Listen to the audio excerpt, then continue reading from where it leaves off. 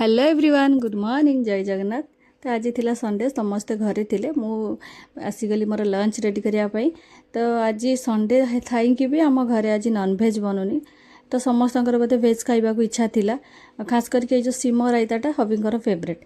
तो माँ कहले आज ये सब आइटम बनब सादारे। तो मुझे कौन करी ना ए सोरिष मसला दे बनई।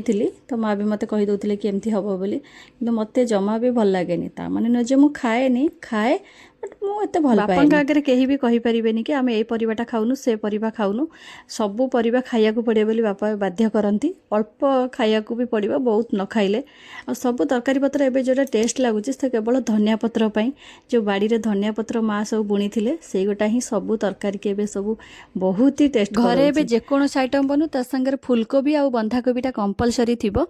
तो फुलकोबी आ मसला दिहाई भजाले से बहुत ही टेस्टी लगुच। खास करके पखाड़ खायापाई से तो बहुत ही भल लगे। माँ को मोर तो सबुठ हूँ फेवरेट मो स्टाइल कोबी भाजिले से बहुत ही माने टेस्ट लगे।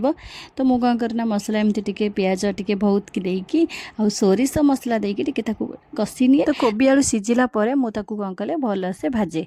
तो एगोटा हूँ टिके माने मो प्रोसेस रे भल लगे। मो कौन करी आज जिते भी मन को बुझेले बुझुनी कहीं आज मोर तो नॉनवेज खाइबा को इच्छा थिला। ये मानक भेज चक्कर मो मनटा आज दुख हो गला। तो माँ कहले तू व्यस्त हवा दरकार ना अंडा अच्छी तू आमलेट बनै दे आ खाईदे। आ अंडा आमलेट तो मोर एमती भी बहुत ही फेवरेट।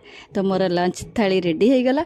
मु चलैली मु खाइबा आपण मैंने जदि किछि भी नाही ताले अंडारे काम चढ़ई दियंतु। वीडियो केमती लगुच कमेंट करंतु। जदि भल लगुच ताले गोटे लाइक तो कर दियंतु।